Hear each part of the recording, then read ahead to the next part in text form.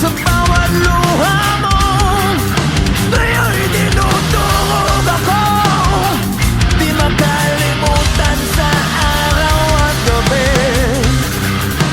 Sa gitna, iniwan mo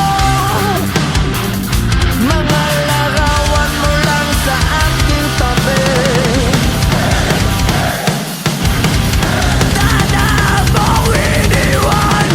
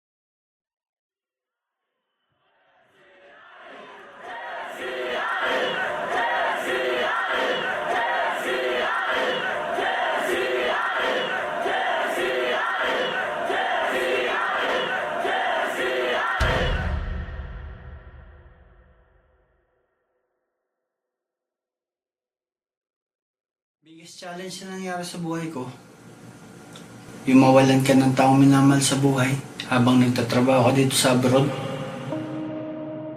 Halos sunod-sunod eh. I lost my mom. Am I gonna lose one more? Wala yung mahal mo sa buhay, yung lola ko. Yung mawalan ka ng mahal sa buhay, yun ang biggest challenge na nangyari sa akin. Naubos ang savings namin. Wala kaming trabaho. Nagipit. Ang daming nawalan ng trabaho, ang daming nagutom. Sa kahanap ng pagkain, alam mo yung panggastos dahil nga walang live shows, walang trabaho. Last year, I found out na I had a brain tumor. And di ako nagpatalo, pero at the same time, I was prepared to die. Life is very complex.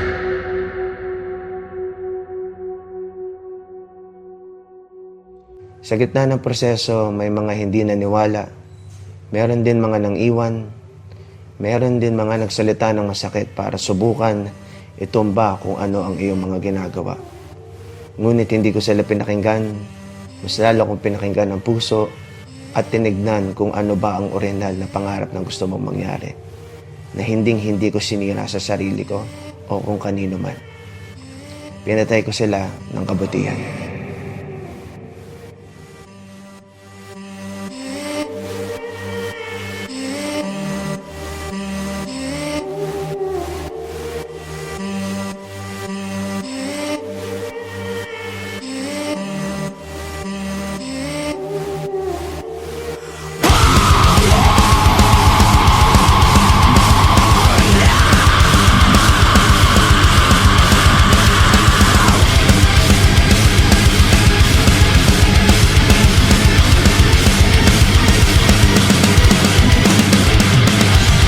Maraming beses na balungkot ng gabi, tila bangungot ang pinagdaanang bighati. Nasaktan, ngunit bumangon ng muli. Ikaw ang tanging paraan. Ibinaon na sa libon at huwag nang balikan. Wala nang pag-asa. Ang araw ay sisikat na. Hindi ka na mag-iisa. Ito ang bagong umaga.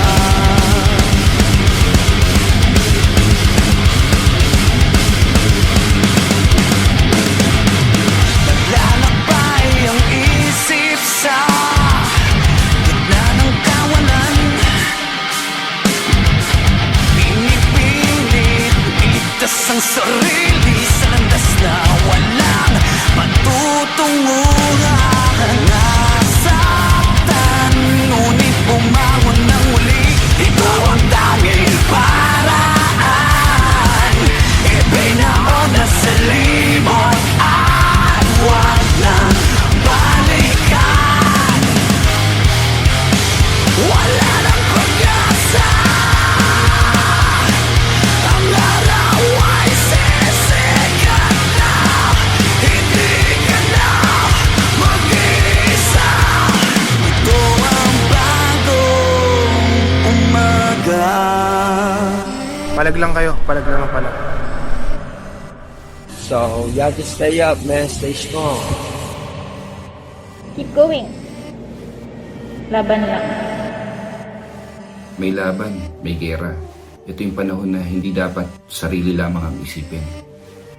Yung mga kaya pang ibigay, ibigay. Yung mga kaya pang tumulong, tumulong. Yung mga kaya pang lumaban, lumaban para dun sa mga nakalublog na. Kahit papaano, in their own little way, gumagawa sila ng paraan to help other people. Para sa akin, yun yung pinaka mababang punto ng buhay ko.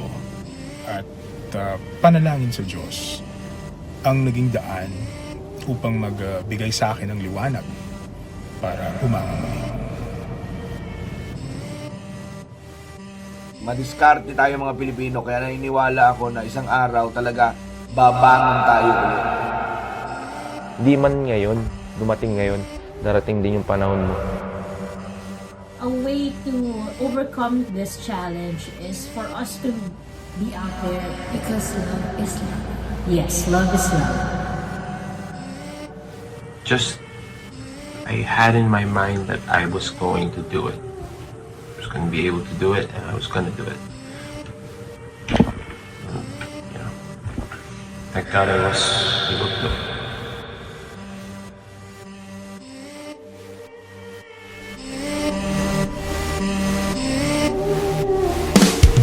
Di alam anong gagawin. Di mo ba ito napapansin? Oras natin ay humihinto. Tumakbo, malayo, at saan ka tutungo? Basta ang pagdurusa, ngiti sa labi at iyong mata.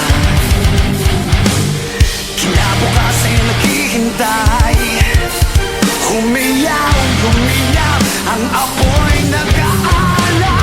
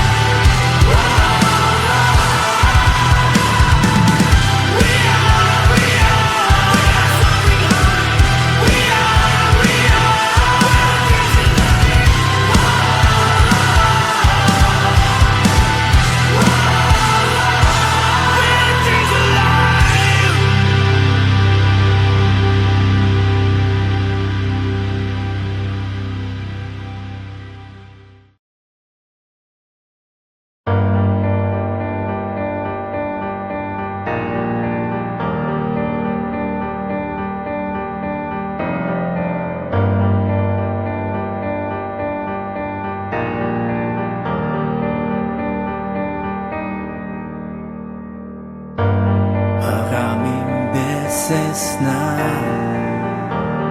malungkot ang ibig, tila bangungot ang pinagdaanan, bigatin, nasaktan, ngunit bumangon na muli. Ito ang tanging paraan, ipinaona sa limot at wag nang balikan. Wala nang pag-asa, ang araw ay sisikat na, hindi ka na mag-iisa. Ito ang bagong umaga, naglalakbay